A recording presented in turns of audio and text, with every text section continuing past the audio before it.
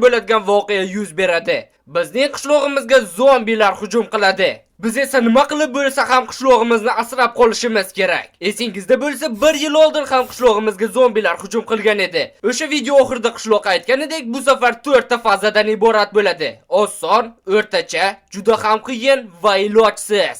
Biz esa nima qilib bo'lsa ham qishlog'imizni asrab qolishimiz kerak. Men va qishloqi.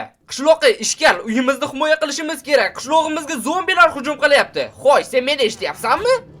Jim tur, o'zimni quvontirish bilan shug'ullanyapman. Qishloqi, hozir o'zingni xursand qilishni vaqti emas. Qishlog'imizga zombilar hujum qilyapti. Ana u tarafdan kechasi bostirib kelishadi.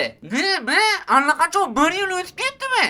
Ha, qishloqi o'tdi. Bugun bizning qishlog'imizga juda ham ko'p zombilar hujum qiladi. Shuning uchun biz mustahkam qal'a qurishimiz kerak. Xullas, qishloqi, qal'ani bir tarafini sen qurasan, bir tarafini men quraman. Shunda tezroq bo'lamiz. To'xta, mana bu uchala ancharamay hech kim yashamaydi. Kel, shuni o'ramaylik. Narsalarni cheksizdan olsak ham ziqnalik qilasan, ozgina joyga. Ha, mayli, aytganing bo'la qolsin. Yana men sizlarga Boxirchik kanalni tavsiya qilmoqchi edim. U kanalda ko'plab horror videolar, har xil aslahalar yasash, xullas juda ham qiziq kontent oladi.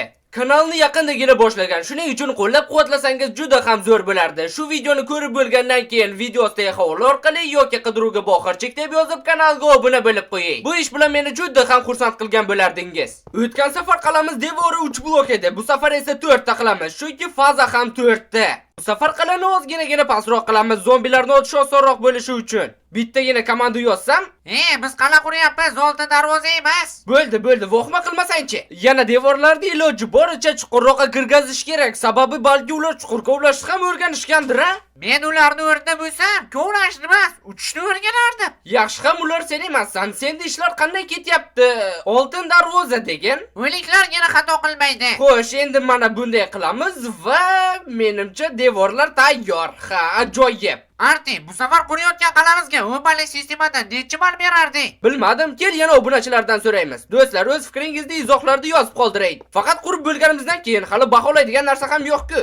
Qishloqi yana lavali tuzoq deyapti. O'tgan safar shu lavani deb deyarli mag'lub bo'lgandek esingizda bo'lsa. Bu safar men hamma kamchiliklarni hisobga olgan holda ideal versiyasini yaratganman. Mayli, yo'q ham deya olmayman. Baribir bilganingdan qolmaysan sen. Xullas, bu safar men o'zimning cheksiz IQ darajamni ishlatgan holda 1 yil tugma bosish orqali bu to'qalani lavaga o'raydigan mexanizm yasadim. Kechirasan qishloqi, menimcha sen 30 bilan cheksizni adashtiryapsan. Bekorlarni 5,5 tasini yebsan. Endi esa tekshirib ko'ramiz. Qani? Bu juda ham chiroyli ko'rinyapti. Agar yana bir marta bossak esa, ajoyib. Bu sistemaning plyuslari raqibga